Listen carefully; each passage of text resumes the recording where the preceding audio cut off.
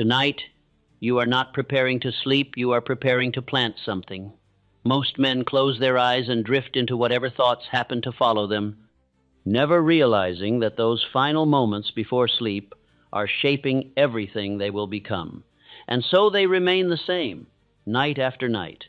They carry worry into rest. They replay failure. They whisper quiet doubts to themselves and call it thinking. And then they wake up wondering why nothing has changed, why progress feels distant, why wealth seems reserved for someone else. It is not reserved, it is directed. The mind you carry into sleep is not idle. It is active, receptive, obedient. It accepts whatever you impress upon it in those final moments, and it does so without argument, without resistance, without hesitation. That is where power begins. Let me ask you something you may have never considered. What is the last sentence that echoes in your mind before you fall asleep? Not the one you say out loud, but the one that repeats quietly when the world goes silent and you are left alone with yourself. Because that sentence is shaping you. It is building belief. And belief, repeated long enough, becomes identity. Most men never choose that sentence. They inherit it from their fears, from their past, from the environment they never questioned. And so they continue to repeat the same internal script, one that limits, one that weakens, one that quietly keeps them exactly where they are. That is the real trap. Not lack of effort, not lack of opportunity, but lack of direction in thought, because the subconscious mind does not think, it accepts. It receives what you give it, and through repetition, it transforms that into behavior, into expectation, into results that feel natural but were carefully planted over time. This is the law. And it does not wait for your permission. It works whether you guide it or not. Now imagine this. Instead of drifting into sleep, with scattered thoughts, you enter that state with precision. You give your mind a command clear, definite, repeated with feeling, and you do it consistently, without interruption. Something begins to change. The thought becomes familiar. The familiar becomes believable. And what becomes believable begins to shape your actions without effort. That is how wealth is formed in the mind, before it ever appears in your hands. You have heard the words before. I am a millionaire. But most men say it once and dismiss it. They repeat it without emotion, without belief, without persistence, and then they wonder why it produces nothing. Because repetition without feeling is empty, and feeling without repetition is temporary. But when both are combined, something powerful is created. The idea moves deeper. It begins to take root. And over time, it replaces the old patterns that once controlled your thinking. That is when change becomes real, not forced, but natural. Tonight, you are not here to casually listen. You are here to impress. Each auto-suggestion you hear is designed to enter your mind when resistance is lowest, when the conscious guard is fading, when your deeper mind becomes more receptive than at any other time of the day. That is the moment most men waste. You will not. You will use it, because in that quiet state, repetition becomes powerful. The words you hear are not just heard, they are accepted. They begin to shape how you think, how you feel, how you act when you wake. And that is where results are born, not in one night, but in consistency, night after night, without interruption. Most men will not do this. They will listen once. They will feel a moment of inspiration, and then they will return to old thoughts, old habits, old patterns that quietly erase any progress they could have made. But the man who persists becomes different. He returns to the same thoughts until they replace what was there before. He listens until belief forms. He repeats until identity shifts. And once identity shifts, everything follows. So tonight, do not treat this as background noise. Do not drift. Do not let these words pass through you without intention. Listen as though your future depends on it, because it does. These 7 auto-suggestions are not just phrases. They are instructions. Instructions that, when repeated, begin to shape a new version of you, a version that thinks differently, acts differently, expects differently. A version that no longer hopes for wealth, but moves as though it is already his. And when a man begins to think that way consistently, without doubt or interruption, he discovers something most men never will. That wealth is not something you chase, it is something you become. Thought by thought, night by night, until the man who once repeated the fodder, words, becomes the man those words describe. There is a moment each night that passes unnoticed by most men, yet it holds within it the power to alter the direction of a life. It is not a moment of effort, nor of visible action. It is quiet, subtle. It arrives when the body begins to rest and the mind releases its guard. It is the moment before sleep. If I were to begin again, I would give this moment greater attention than any other. For it is here that the conscious mind begins to withdraw, and the deeper mind, obedient, receptive, unquestioning, begins to accept what is presented to it, not with resistance, but with readiness. Most men enter this state without awareness. They carry into it the remnants of the day, fragments of thought, impressions of fear, traces of doubt. They do not select what they think, they allow it. And in allowing it, they surrender control at the very point where control is most possible. The subconscious mind does not reason, it does not debate, it does not reject, it receives. And what it receives in this state, it holds with greater force than thoughts entertained during the day. If I were beginning again, I would not approach sleep as rest alone. I would approach it as instruction. For the thoughts that enter here do not pass. They are impressed, repeated, strengthened in silence. There is a distinction that must be understood. A thought entertained during the day may be interrupted. It may be challenged. It may be replaced. But a thought carried into sleep continues without interference. It is repeated without effort. It becomes familiar. And what becomes familiar begins to feel true. If I were beginning again, I would not treat all thoughts equally. I would choose those that enter this final state with care. There are many who wonder why their condition does not change. They act, they attempt, they apply effort, yet they carry into sleep the same thoughts that produce their present condition. They reinforce what they wish to escape, and in doing so, they remain. If I were beginning again, I would correct this at its source, not in action alone, but in thought, especially in the final thought of the day. There is also the unseen activity of the mind during sleep. The body rests, but the mind continues. It organizes, it processes, it strengthens what has been impressed upon it, and it does so without interruption. If the final thought is one of doubt, that doubt is reinforced. If it is one of direction, that direction is strengthened. If I were beginning again, I would not leave this process unattended, for unattended processes do not produce desired results. They produce repeated ones. There is also the matter of repetition. A single thought has little effect, but a repeated thought gains strength. And when that repetition occurs in a state where resistance is low, its influence increases, night after night. The same thought, the same impression, the same instruction, until it is no longer a thought, but a belief. If I were beginning again, I would use this repetition deliberately. I would not allow it to occur by accident. There is also the formation of internal condition. A man does not act only according to what he decides.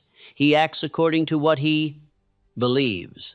And belief is not formed through a single act of thinking. It is formed through repeated acceptance, especially when the mind is most receptive. If I were beginning again, I would not attempt to force belief during the day. I would build it at night, where resistance is lowered, where acceptance is easier. There is also a visible difference between men who use this moment and those who do not. One awakens with uncertainty. He hesitates. He questions. He reacts to conditions. The other awakens with direction. He proceeds. He acts without unnecessary delay. This difference is not created in the terms. Morning. It is formed the night before. If I were beginning again, I would become the latter, not through intensity, but through consistency. There is also the importance of selection. The mind will accept whatever is given, whether chosen or not. Thus, the responsibility is not to control the mind entirely, but to choose what is presented to it. If I were beginning again, I would select my final thoughts deliberately. I would not allow chance to determine them. There is also the gradual nature of this influence. Change does not occur in a single night, nor in a single repetition. It is formed through return, night after night, without interruption, until the thought becomes familiar, and the familiar becomes accepted. If I were beginning again, I would not expect immediate transformation. I would expect gradual certainty. There is also the connection between thought and identity. A man who repeatedly impresses upon his mind a certain idea begins to align with it, not suddenly, but steadily. His thinking adjusts, his actions follow, and in time he becomes what he has repeatedly accepted. If I were beginning again, I would shape this identity deliberately, through nightly impression. There is also a final understanding. The mind does not become what is wished, it becomes what is repeated. And repetition, when combined with receptivity, becomes powerful. If I were to express this as instruction, I would say, guard the final moments of your day, direct them, use them. Let this be fixed firmly within. I choose what I impress upon my mind. I direct my thoughts before sleep. I build my condition through repetition. Repeat this not as encouragement, but as practice. For the mind, when guided at this moment, begins to follow without resistance. And what it follows, it becomes. Thus, if I were to begin again from nothing, I would begin here, at the threshold of sleep. For it is here that thought becomes instruction, instruction becomes belief, and belief repeated night after night becomes the foundation of the life. A man eventually lives. Having understood that the final thoughts before sleep are impressed upon the deeper mind, the next principle, if I were to begin again, is to recognize that repetition alone is not sufficient. A thought may be repeated many times and yet produce little. Another, repeated fewer times, may take root. The difference is not in the words, it is in the feeling. For thought without feeling is weak, and feeling without repetition is temporary. But when both are combined, they create influence. If I were beginning again, I would not merely repeat words. I would give them life. There is a tendency among men to treat autosuggestion as mechanical. They repeat phrases. They speak them plainly. They expect result. Yet nothing changes. And they conclude that the principle is ineffective. It is not ineffective. It is incomplete. For the subconscious mind does not respond to words alone. It responds to the emotion attached to them. If I were beginning again, I would not speak without feeling. I would feel what I speak. There is also the nature of belief. A man does not believe because he says something once, nor because he desires it. He believes because he has repeated an idea until it becomes familiar. And familiarity, when accompanied by feeling, becomes acceptance. If I were beginning again, I would not attempt to believe immediately. I would build belief through repetition, through emotion, through persistence. There is also the early stage of this process. At first, the words may feel distant, uncertain. The man repeats them, yet does not fully accept them. He feels resistance, doubt. This is natural, for the mind accepts what is familiar, not what is new. If I were beginning again, I would not withdraw at this stage. I would continue, for repetition reduces resistance. There is also the role of imagination. A man may not yet believe a statement, but he may imagine it. He may feel it as though it were true. And in doing so, he begins to introduce emotion. If I were beginning again, I would use imagination deliberately, not to escape reality, but to shape it. For imagination provides feeling, and feeling strengthens impression. There is also a transformation that occurs through this. Practice. At first, the man repeats with effort. He must concentrate. He must apply attention. But as repetition continues, the words become easier. They return more naturally. They feel less foreign, and eventually, they no longer feel like suggestion, but like truth. If I were beginning again, I would continue until this point, for it is here that belief begins. There is also the connection between belief and action. A man does not act consistently upon what he wishes, he acts upon what he believes. If belief is weak, action is uncertain. If belief is strong, action becomes direct. Thus, the purpose of repetition is not to produce words, but to produce belief. If I were beginning again, I would focus on this outcome. There is also the necessity of consistency. A man may repeat a thought once with feeling, yet if he does not return to it, the impression fades. It is replaced by what is repeated more often. If I were beginning again, I would return nightly, without interruption. For continuity strengthens impression. There is also the visible effect of emotionalized repetition. A man who has impressed belief upon his mind appears certain. He does not speak with hesitation. He does not act with doubt. He proceeds. Others notice this. They recognize conviction, and conviction influences. If I were beginning again, I would not seek to persuade others, I would persuade myself. For self-persuasion produces natural expression. There is also the example of men who have applied this principle. Henry Ford did not merely think of success. He repeated it. He believed it. He felt it as certain. And through this, he acted without hesitation. His belief preceded his result. If I were beginning again, I would follow this pattern, not by imitation, but by understanding. There is also the danger of empty repetition, words spoken without attention, without feeling, without intention. Such repetition produces no effect. It is sound without substance. If I were beginning again, I would avoid this. I would not repeat carelessly.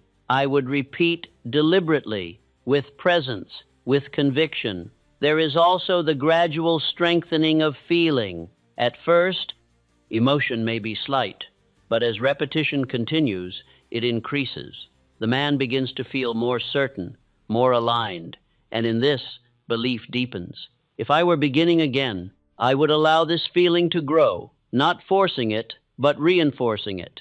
There is also a compounding effect. Each night of repetition adds to the previous. Each impression builds upon the last, until the thought becomes dominant. And what is dominant influences all others. If I were beginning again, I would trust this accumulation. For it is not immediate, but it is certain. There is also a final realization. Words alone do not change a man. Feeling alone does not sustain him. But repeated thought, combined with feeling, transforms him. If I were to express this as instruction, I would say, repeat with feeling, and continue until it becomes belief. Let this be fixed firmly within. I feel what I repeat. I give strength to my thoughts. I build belief through repetition. Repeat this not as encouragement, but as construction. For the mind, when given repeated emotionalized thought, accepts it. And when it accepts, it believes. Thus, if I were to begin again from nothing, having guarded the threshold of sleep, I would do this next. I would give life to my words through feeling, through repetition, through persistence, until what I say is no longer uncertain but believed, and what I believe begins to guide everything I do. Having understood that repetition, when combined with feeling, produces belief. The next principle, if I were to begin again, is to recognize what that belief must be directed toward. Not vague improvement, not general success, but a definite condition of mind. That condition is wealth consciousness. For wealth does not begin in possession, it begins in thought. And thought, when repeated and accepted, becomes expectation. If I were beginning again, I would not pursue wealth as something distant. I would construct the consciousness that produces it. There is a distinction that must be clearly understood. A man may desire wealth, he may wish for it, he may even work for it. Yet if he does not think as one who expects it, he remains separated from it. Desire alone is not sufficient. Expectation is required. If I were beginning again, I would move beyond wishing. I would expect. For expectation influences action. There are many who think continually of lack. They consider what they do not have, what they cannot do, what is beyond their reach. And in repeating these thoughts, they build a consciousness of limitation. This consciousness governs their behavior. They hesitate. They avoid. They remain within narrow bounds. If I were beginning again, I would not allow such thought to be repeated. For what is repeated becomes condition, and condition determines result. There is also the role of autosuggestion in this transformation. A man may not yet possess wealth, but he may begin to think as though he will. He may repeat the idea of possession. He may feel it as certain, and in doing so, he begins to alter his internal condition. If I were beginning again, I would not wait for evidence before belief. I would build belief before evidence, for belief precedes